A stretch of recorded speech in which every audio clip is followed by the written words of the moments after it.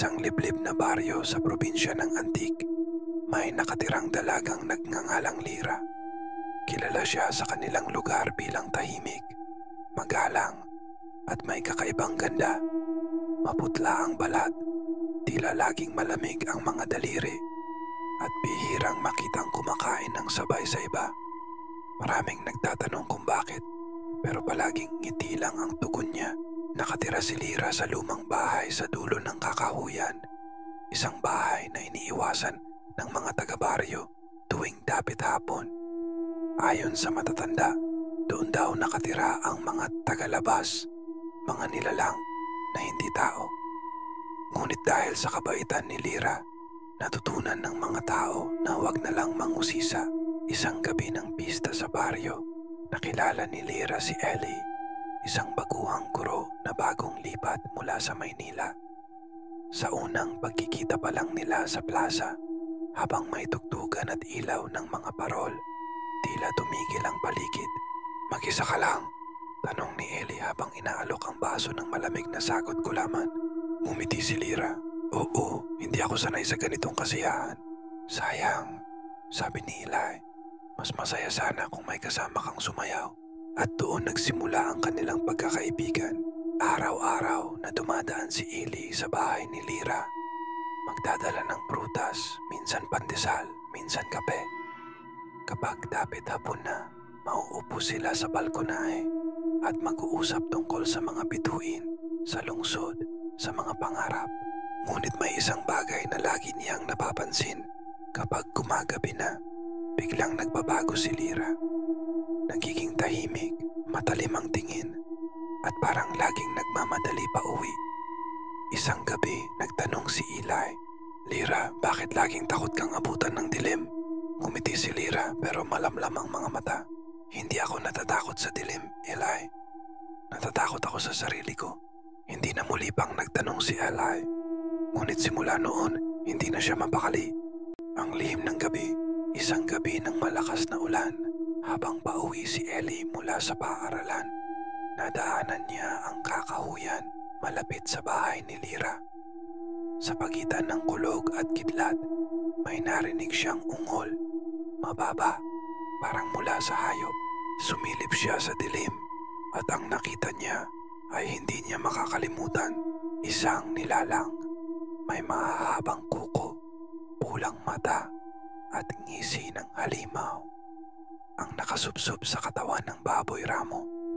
Ang mga labi nito'y puno ng dugo. Ngunit nang tamaan ng kidlat ang mukha ng nilalang, nakita ni Elay ang hindi maikakaila, ang mukha ni Lira. "Lira," bulong niya nanginginig, napalingo ng aswang. Sa loob ng ilang sandali, nagtama ang kanilang mga mata. Ang sa kanya, puno ng gulat. Ang sa babae, puno ng takot at pagmamakaawa. Hindi niya alam kung paano siya nakauwi.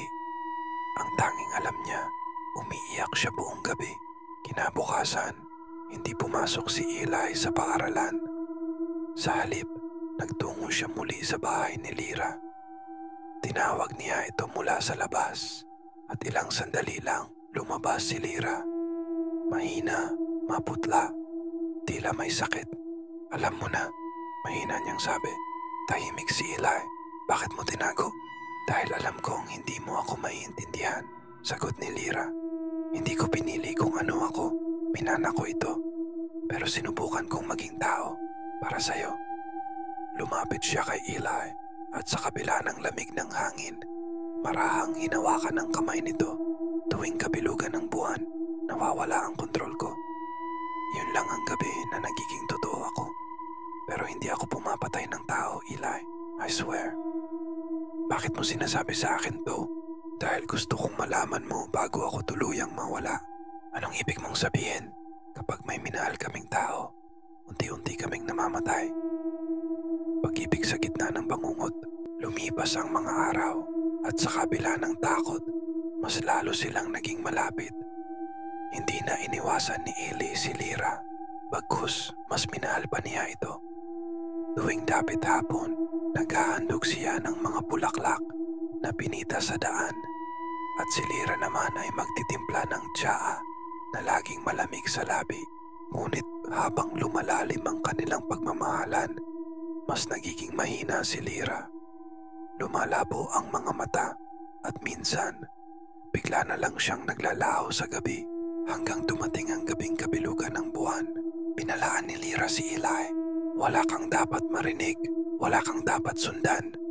Kahit anong mangyari, huwag kang lalabas. Ngunit sa ating gabi, narinig ni Eli ang sigaw mula sa kakahuyan. Ang boses ni Lyra umiiyak at humihingi ng tulong. Hindi niya nakayanan at agad siyang tumakbo palabas. Sa gitna ng ulan, nakita niya ang ilang nilalang. Mga hugis tao, pero may pakpak, may mahahabang ngipin at pulang mata. Nakatayo si Lyra sa gitna nila, umiiyak habang pinipigilan siyang lapitan si Eli. Eli, umalis ka na, sigaw ni Lyra. Ayokong iwan ka, sigaw ni Eli pabalik. Ngunit bago pa siya makalapit, biglang lumapit ang isa sa mga nilalang at sinunggaban siya. Pumiglas si Lyra at sa isang iglap, nagbagong anyo siya. Ang kanyang balat ay nagdilim, ang mga kuko'y tumalim, at sa isang halakhak na nagmula sa kailaliman, nilabanan niya ang sarili niyang uri. Isa-isa niyang pinatay ang mga aswang, hanggang siya na lang ang natira, sugatan at humihingal. Lumapit si Eli, nanginginig, at niyakap siya kahit puno ng dugo ang katawan nito. Lyra, bulong niya. Tara na, aalis tayo rito. Ngumiti si Lyra, mabait, malamig. Hindi ko na kaya, Eli. Ang dugong kumakalat sa lupa ay dugo ng sarili kong lahi. Hindi ako pwedeng mabuhay sa mundong ito o sa inyo. Humawak siya sa mukha ni Eli. Ngunit tandaan mo, kahit halimaw ako, minahal kita ng buong puso. Dahan-dahan siyang naglaho sa bisig ng binata, parang usok na tinatangay ng hangin.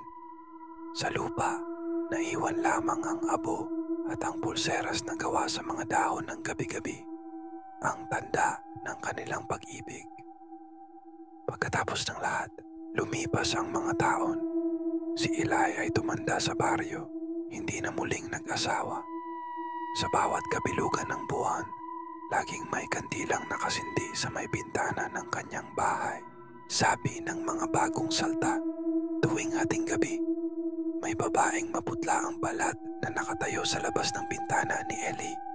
Nakatingin lamang, ngumingiti ng malungkot.